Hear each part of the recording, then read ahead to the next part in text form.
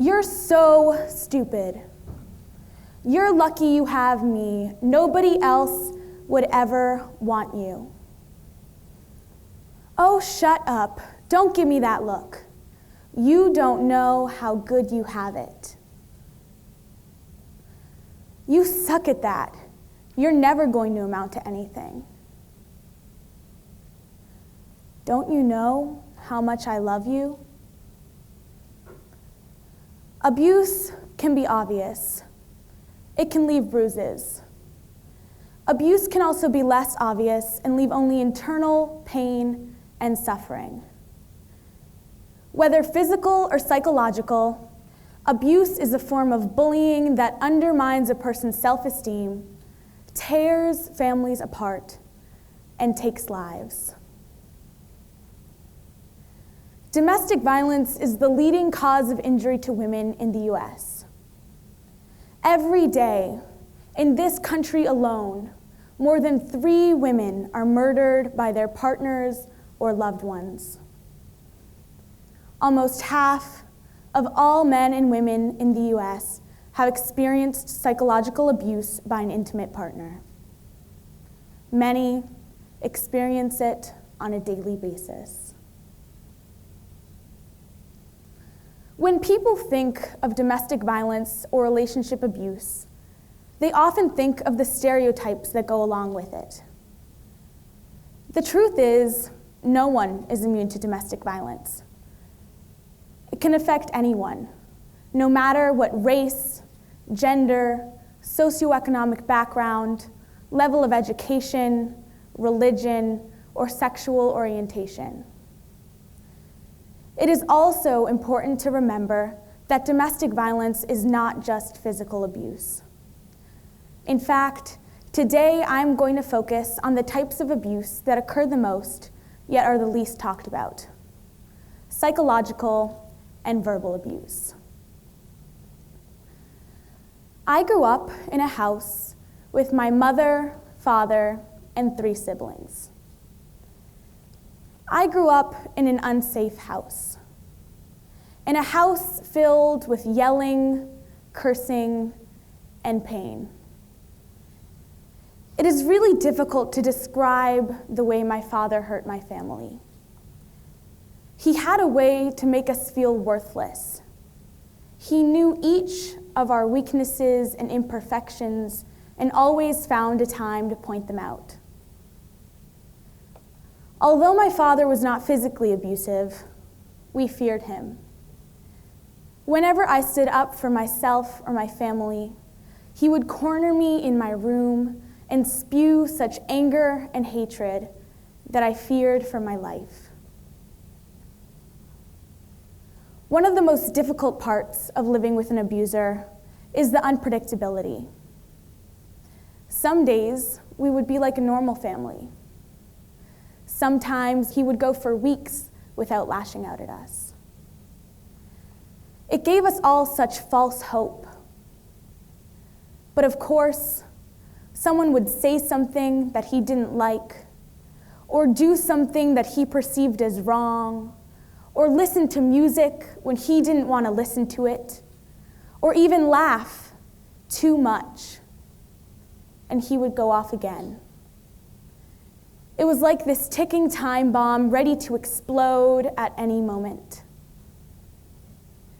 Then he would make us feel guilty, as if we had really done something so awful to upset him like that, as if we deserved the things he said and the names he called us, as if we deserved the humiliation and the shame.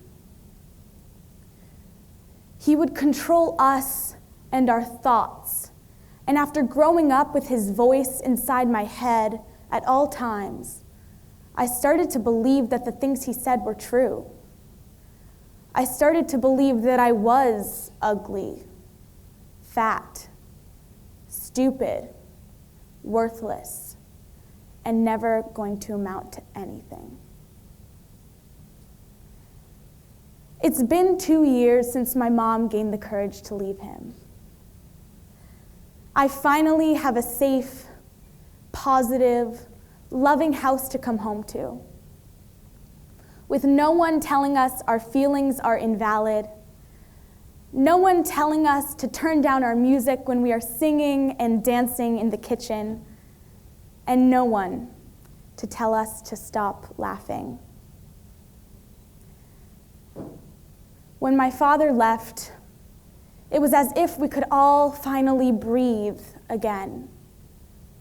In fact, a few days after my father finally moved out of the house, my younger brother smiled up at me and told me that he no longer had to sleep facing his door at night, as if my father was some kind of monster that might be lurking outside his room.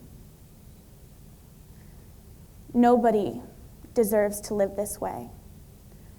And yet, many of you might be in a situation similar to the one I was in. When I was younger, I thought that I was the only one who had experienced this. I thought I was all alone. I had heard of domestic violence before, but never realized that psychological abuse was just as real as physical abuse. Our society defines domestic violence in terms of bruises. It is time to acknowledge the internal scars of psychological and verbal abuse. It is so easy to get trapped in an abusive relationship, and yet it is so difficult to escape. Whether you are a teenager or an adult, you can get caught in an unhealthy relationship. To help you recognize one, I'd like to share 5 common signs of abuse. Now, although these are usually prominent elements of abuse, every situation is unique. 1, you'll be swept off your feet. In the beginning of the relationship, it will be everything you ever wanted. The fairy tale every kid grows up hearing about. You'll be told that you're beautiful, and you'll be showered with compliments. And you may even fall in love. But before you know it, you will be blamed and humiliated. You will be told that you are not enough. And you may even start to feel as though you are not enough. 2, your partner will force you to get rid of the things that make you you. By doing this, your partner will brainwash you and make you leave behind your old identity. 3, to gain control, your partner will isolate you from your friends and loved ones and make you dependent on them. 4, the abuser will scream, yell, and curse at you, and always find a time to point out your imperfections and mistakes. 5, your partner will deny they ever did something wrong and blame you for their actions. People shy away from conversations about domestic violence because it's easier to try to sweep it under the rug and ignore it than it is to face the difficulties and complexities of abuse. But this is the reason why we need to talk about it. I speak to you today to educate, to raise awareness, and to inspire change. I speak to all of those kids that are in my shoes. You are not alone. I speak for the millions of others around the world who have stories similar to mine, but who do not have a voice to share them. Thank you.